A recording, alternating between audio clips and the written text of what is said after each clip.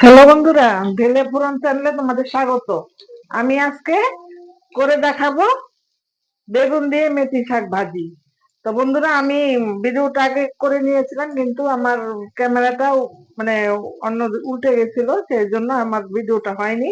তা আমি এখানে দেখো, আমি কিছুটা কালো জিরে আর 3টা শুকনো লঙ্কা মাঝখান থেকে চিড়ে বেগুনটা দিয়ে দিয়েছি।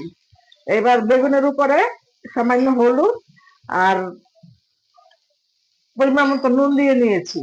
এবার আমি এটাই দেখো ভাজা ভাজা করে নিচ্ছি, কারণ ঠিক মতন আমার ভিডিওটা না হওয়ার জন্য আমি দুঃখিত।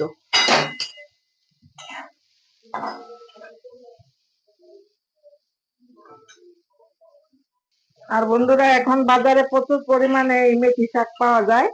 তোমরা যে কোনো নিরামিষের দিন এইভাবে রান্না করে খেতে পারো, খেতে কিন্তু খুবই ভালো হয়, আর রান্না করতে খুবই সহজ, আর পুষ্টিগুণে তো একদমই ভরপুর। মানে এতই ভালো লাগে, তোমার যে কেউ মানে পছন্দ করবে এইরকম করে মেথি শাক রান্না করবে।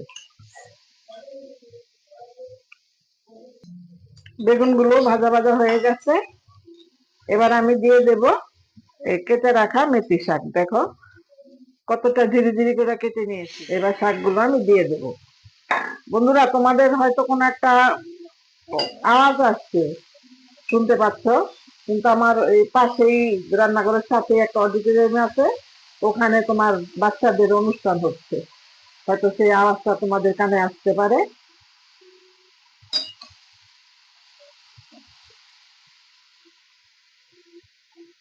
এবার আমি আর একটু সামান্য একটু নুন দিয়ে দিব, কারণ যেহেতু বেগুনের মধ্যে আমি নুন দিয়েছি, বেশি দেব না, সামান্য দিয়েছি।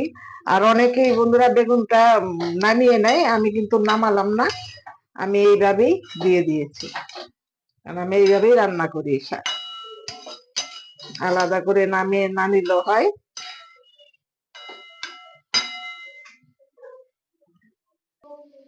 বন্ধুরা দেখো, শাকের কালারটা কিন্তু সামান্য একটু চেঞ্জ হয়েছে, সবুজই রয়ে গেছে।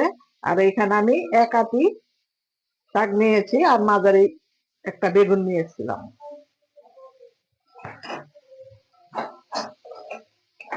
তো বন্ধুরা, আমার এই রেসিপি তোমাদের ভালো লাগলে আমার চ্যানেলটা সাবস্ক্রাইব করে পাশে থাকা বেল আইকনে ক্লিক করে দেবে, এরকম নিত্য নতুন রেসিপি পাওয়ার জন্য।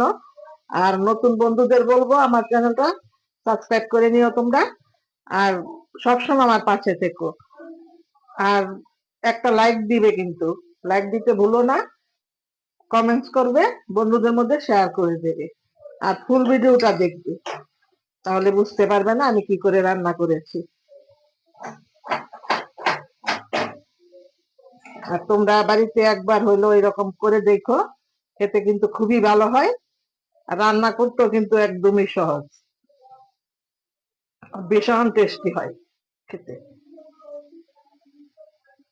বন্ধুরা, রেডি হয়ে গেল আমার সম্পূর্ণ নিরামিষ বেগুন দিয়ে মেথি শাকের রেসিপি। তো বন্ধুরা, তোমরা সবাই ভালো থাকবে, সুস্থ থাকবে, দেখা হবে আবার অন্য কোনো রেসিপিতে।